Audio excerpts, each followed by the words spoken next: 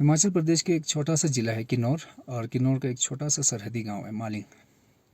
मैं यहाँ से एक छोटा सा पंचायती राज प्रतिनिधि हूँ, बीडीसी मेंबर, एग्जैक्टली कहूँ तो पंचायत समिति मेंबर। अब मेरे यहाँ से बॉर्डर का जो एरियल डिस्टेंस है हार्डली 8 to 10 किलोमीटर है तिब्बत के साथ।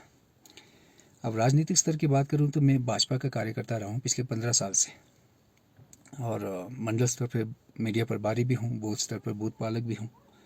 लेकिन कभी भी मैंने सीरियसली इन कामों को अंजाम नहीं दिया, क्योंकि मैं खुद दुविधा की स्थिति में था। अभी रिसेंट टाइम्स तक पिछले 2.5-3 सालों से मेरे अंदर एक कॉन्शियसनेस रेज हो रहा था कि क्या मैं एक सही राजनीतिक दल को ताकत दे रहा हूँ कार्यकर्ता के तौर पर।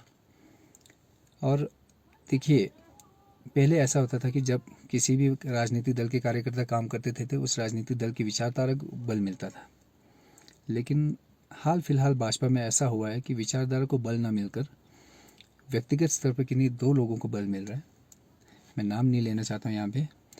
और उन्हीं ताकत के बलबूते पे एरोगेंस देखिए कि वो कभी हमारे पार्टी के राष्ट्रीय अध्यक्ष को साइड में खींच लेते हैं, हाथ पकड़ के साइड में खींच लेते हैं, कभी पीछे बुला लेते हैं, कभी इशारा कर लेते हैं, और हमारे जो राष्ट्रीय अध्यक्ष है उसके ऊपर सही से रिएक्ट नहीं कर पाते हैं, क्योंकि उन्हें भी पता है कि जो मोनोपोली है वो डेवलप्ड हो चुकी है।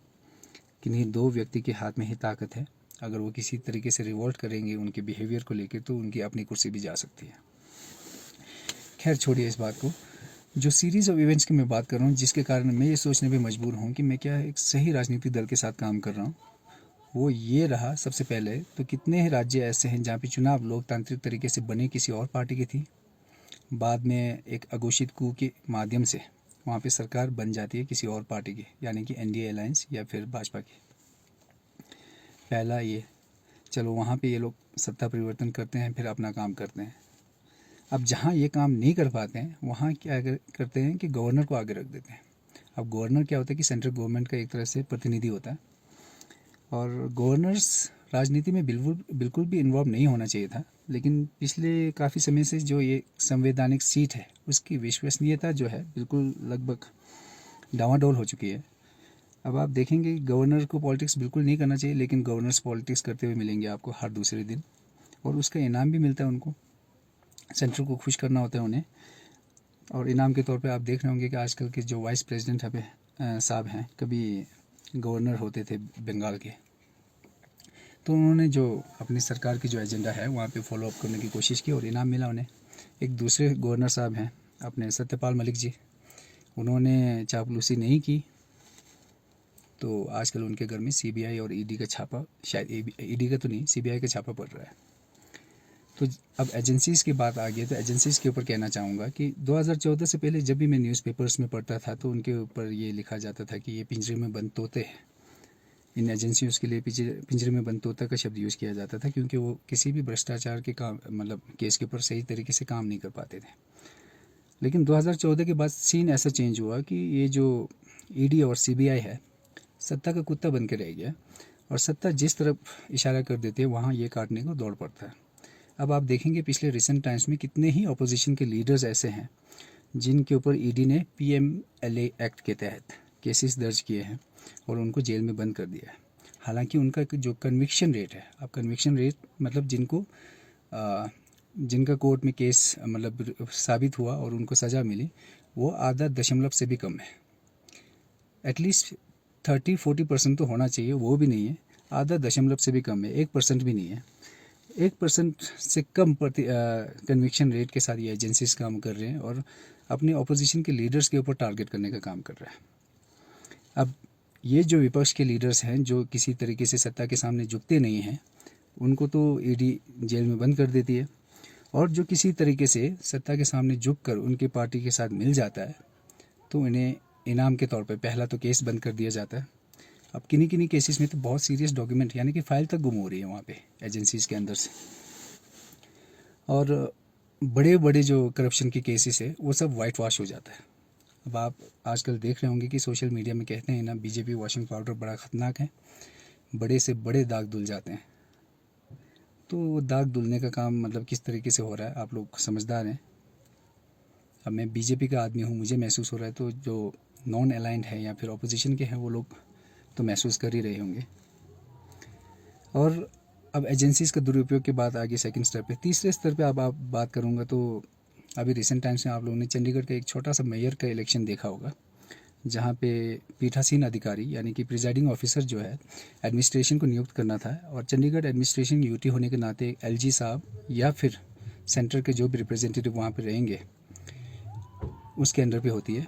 तो जो सेंटर के रिप्रेजेंटेटिव है उनके मेरा मानना है व्यक्तिगत स्तर पे कि उन्होंने ही मनोनीत किया है वहाँ पे, और हेल्प किया उन्हें कि एक ऑलरेडी बायस्ड आदमी को प्रिजाइडिंग ऑफिसर बना के भेजा जाए और वहाँ पे वोट टेम्परिंग किया जाए और किसी तरीके से बीजेपी का मतलब पार्षद मेयर बन जाए। शुक्र है कि सुप्रीम कोर्ट हमारे पास है, और मैं तो फ़ैन हूँ जो हमारे सीजेआई साहब हैं चंद्रचूड़ जी, कि उन्होंने मतलब बहुत हिम्मत दिखाई और सरकार के अगेंस्ट में लोगों के लिए स्टैंड लिया है, लोकतंत्र के लिए स्टैंड लिया है। आप अभी रिसेंट टाइम्स में देख रहे होंगे कि जो इलेक्टोरल बॉन्ड है उसके ऊपर भी सरकार ने बहुत खतरनाक स्टैंड लिया है। चंडीगढ़ के मेयर इलेक्शन के लिए भी उन्होंने स्टैंड लिया, अच्छे से डिसीजन भी दिया है, और राइटफुल जो कैंडिडेट था उसको भी विजेता घोषित किया गया है। साथ ही कई ऐसे केसेस दिए जो दिल्ली एडमिनिस्ट्रेशन के बारे में, जहाँ पे दिल्ली गवर्नमेंट को फेवर किया था उन्होंने, लेकिन क्या है कि सुप्रीम कोर्ट के फैसले को भी आज की जो केंद्र सरकार है वो पलटने का काम करती है। दिल्ली के केस में उन्होंने ऐसा भी करके दिखा दिया। तो इन सब चीज़ों को लेके मैं ये सोचने पे मजबूर हूँ कि क्या मैं एक सही राजनीतिक दल या सही राजनीतिक विचारधारा को समर्थन दे रहा था कि व्यक्तिगत स्तर पर किन्हीं दो लोगों को ताकत दे रहा था। अब दो लोगों को ताकत इस तरीके से मिल गई है कि उनका जो मोनोपोली है वो सेंट्रल लेवल पे स्थापित हो गया है। अब इसी मोनोपोली का ही डंका है कि वो कभी हमारे राष्ट्रीय अध्यक्ष, भाजपा के ही राष्ट्रीय अध्यक्ष श्री नड्डा जी को हाथ खींचकर साइड कर लेते हैं, कभी इशारों में पीछे बुला देते हैं, कभी खींच लेते हैं, और मतलब उन्हें काफ़ी मतलब एम्बैरेसिंग सिचुएशन से गुजरना पड़ता है। तो यही तो ताकत गलत लोगों के हाथ में जा रही है। मेरा मानना कम नहीं होता एक राजनीतिक दल के साथ काम करना। अपना एक एनवायरनमेंट होता है, अपना एक ब्रदरहुड होता है, फ्रेंड सर्कल होता है।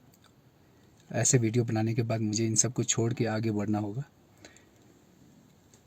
तो परेशानी मेरे अंदर अभी भी है, लेकिन क्या है कि जो चीज़ आप महसूस करते हैं उसे एक्सेप्ट करना एक बात है, और एक्सेप्ट करके साझा करना एक मतलब अलग बात है। उसके लिए ताकत लगती है, और काफ़ी समय से मैं इस थॉट प्रोसेस से गुज़र रहा था।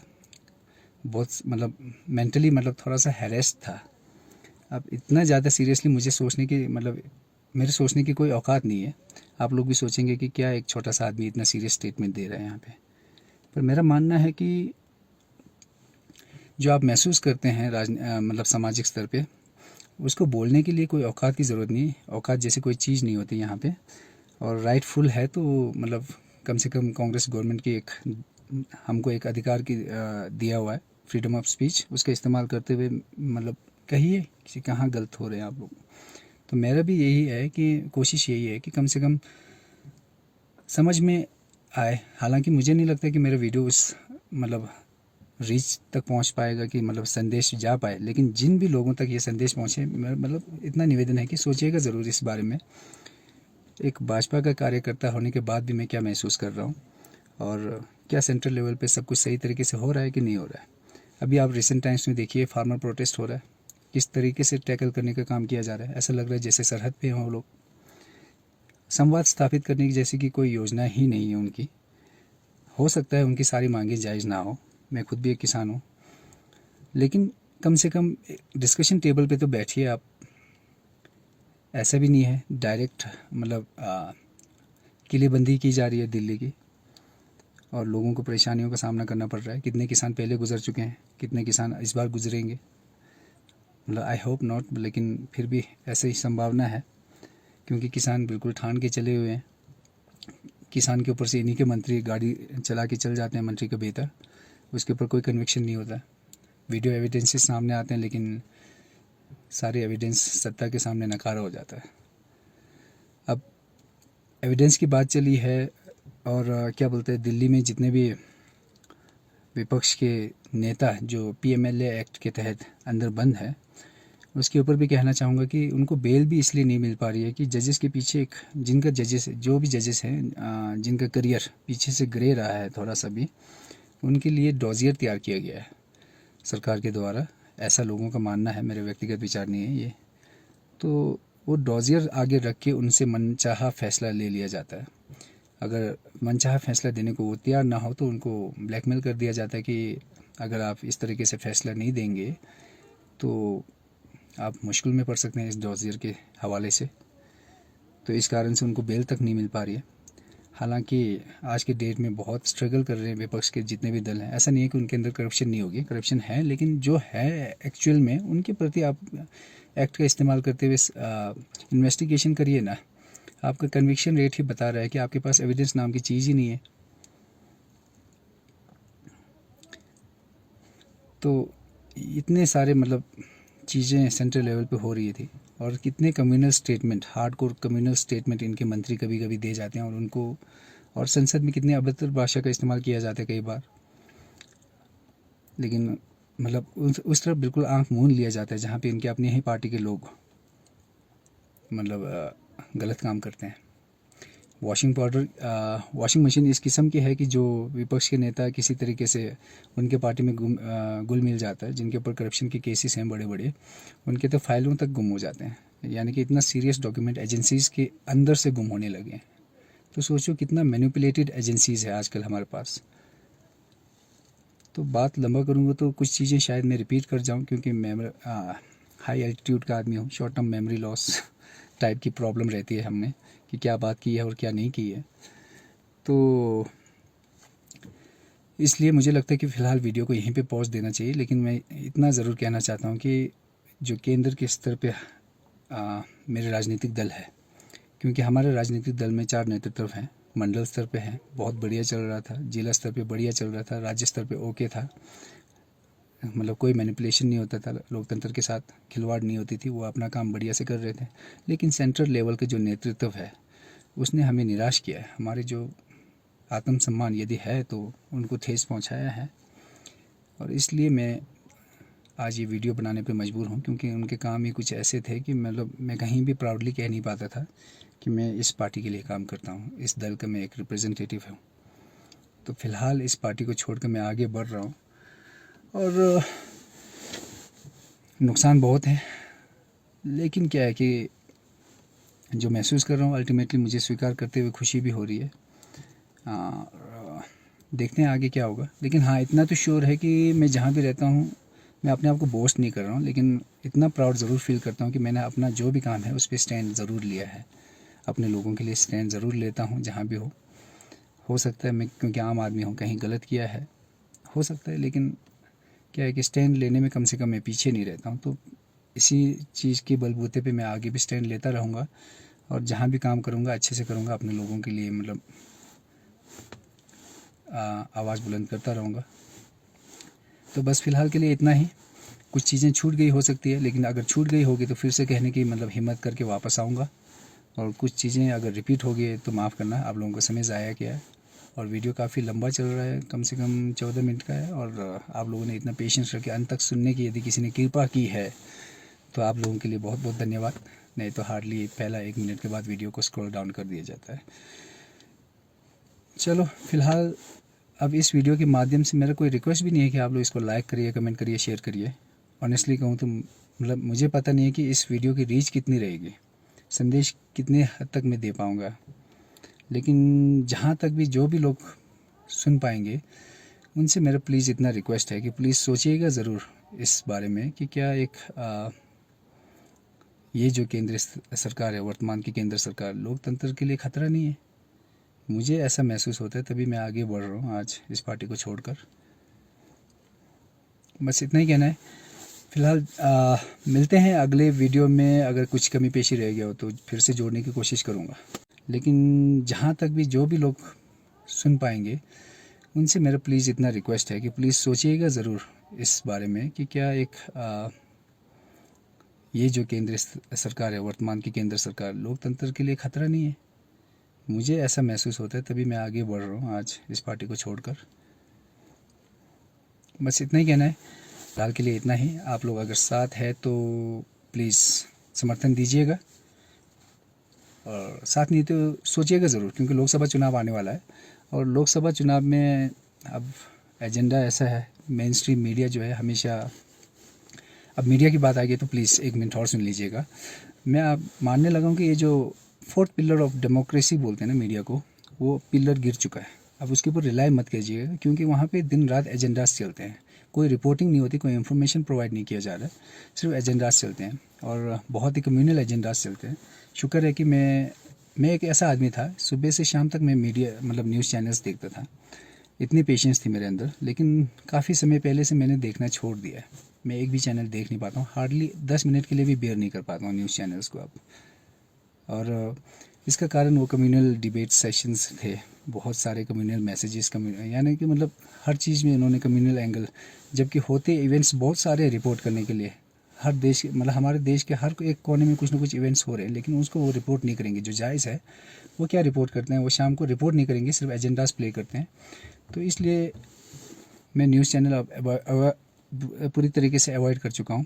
हार्डली जब रवीश कुमार जी थे उनका शोज़ देखता था NDTV में, और आजकल वर्तमान में मैं संदीप चौधरी नाम है शायद, ABP न्यूज़ में है। उनका प्रोग्राम का साइज़ बहुत छोटा है, शायद आधे घंटे के लिए आता होगा, तो वो देखता हूँ बस। वहाँ से जो इन्फॉर्मेशन गैदर करना होता है वो गैदर करता हूँ और उसके बाद निकल लेता हूँ, क्योंकि बाकी चैनल्स देखने लायक नहीं है। भक्त शर्मा बने हुए हैं, झूठ की पाठशाला चल रही है, और सुधीर चौधरी साहब हैं, अंजना मोदी साहब हैं, मतलब जो भी है, आप लोगों की विश्वसनीयता बिल्कुल ख़त्म है। सरहद से बोल रहा हूँ, प्लीज़। तो मतलब दिल पे लगे तो सही से रिपोर्टिंग करने का सोचिएगा ज़रूर, क्योंकि आप लोगों ने मतलब पत्रकारिता के जो स्तर है उसको बिल्कुल निम्न बोलते हैं ना, लोएस्ट पॉसिबल पॉइंट तक पहुंचा दिया है। तो बस फ़िलहाल इतना ही। आप लोगों का मेरे को 16 मिनट, लगभग 17 मिनट सुनने के लिए बहुत बहुत धन्यवाद। देखूंगा आगे क्या करूंगा, लेकिन जो भी करूंगा अच्छा करूंगा, ईमानदारी से करूंगा, अपने लोगों के लिए ज़रूर करूंगा जो भी कर पाऊंगा। Thank you very much.